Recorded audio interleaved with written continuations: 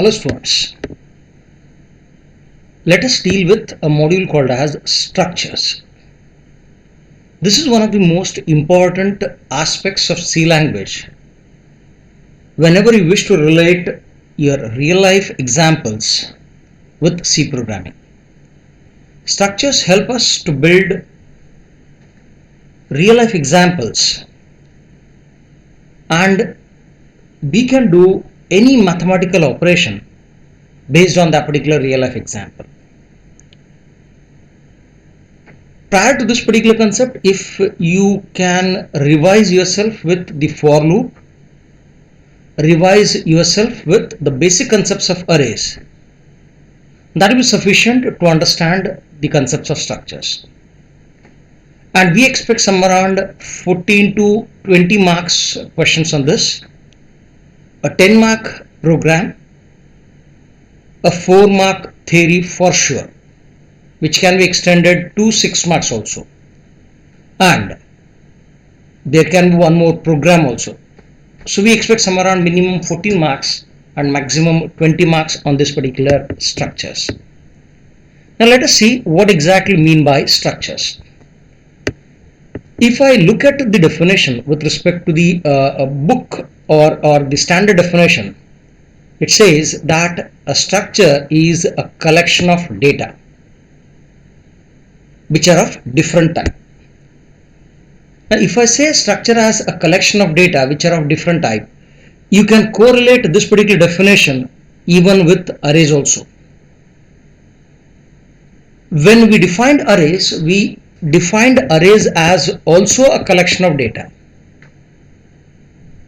but there the collection of data are of similar type, whereas here the collection of data are of different type. It means that you can group different type of data.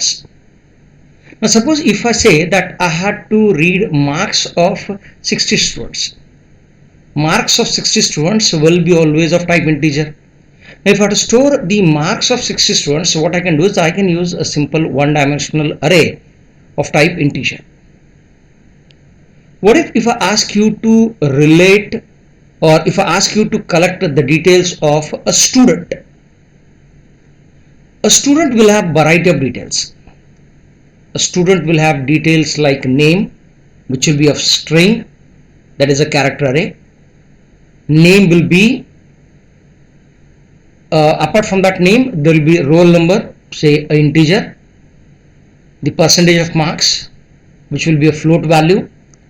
The grades which the student obtains will be a character value, or it can be address, which will be again a string, a mobile number, which will be again a very large integer value.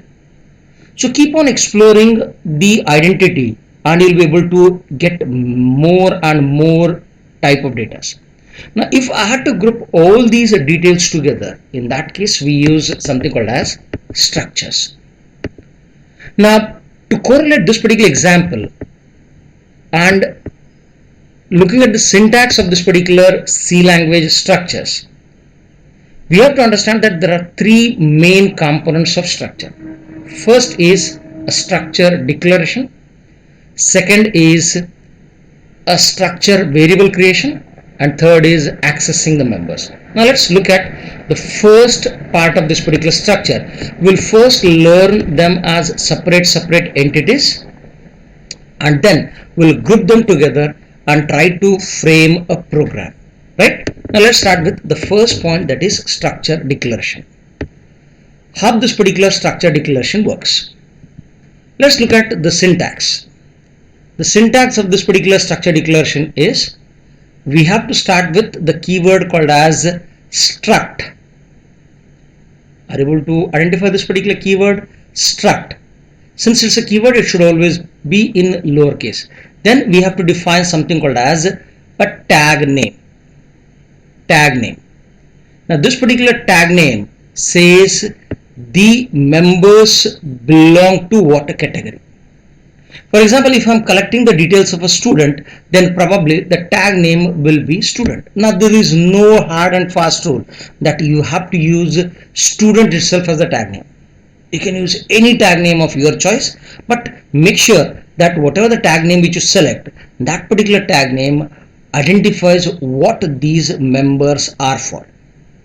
Now you can have any number of members, member 1, member 2, member 3, member 4 and so on up to nth member. And then this particular closing curly bracket should always have a semicolon.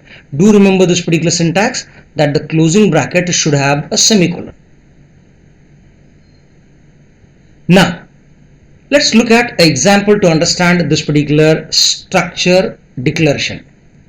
Now if you look at this particular example, I have used a keyword struct.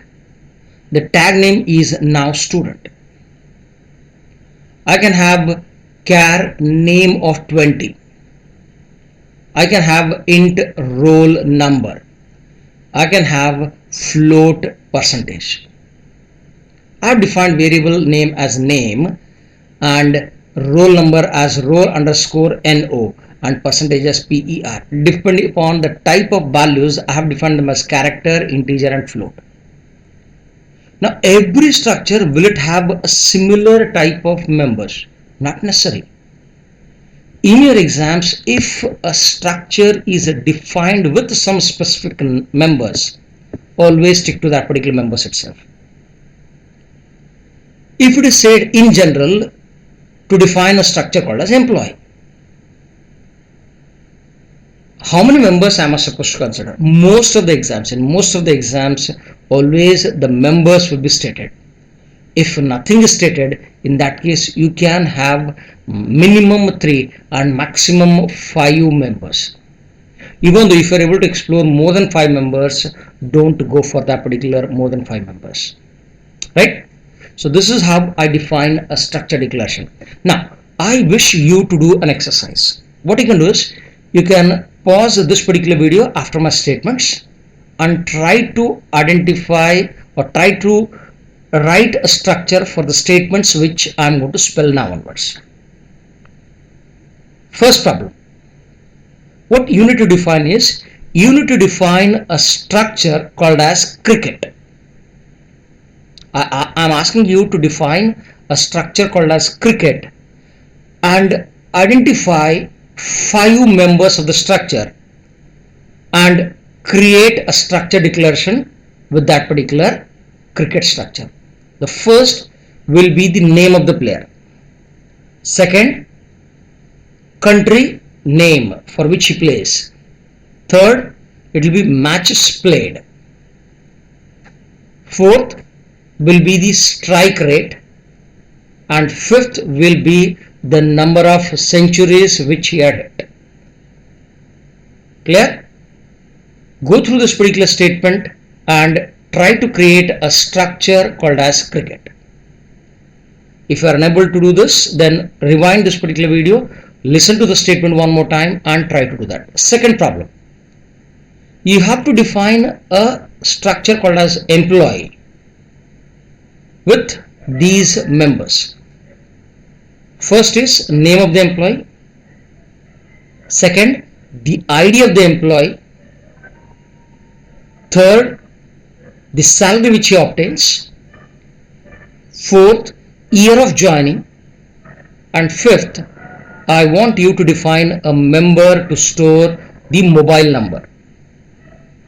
Clear? Associate appropriate data types which you feel are associated with these members. Complete this particular part and then come back and continue with the next session where we will be having structure variable creation.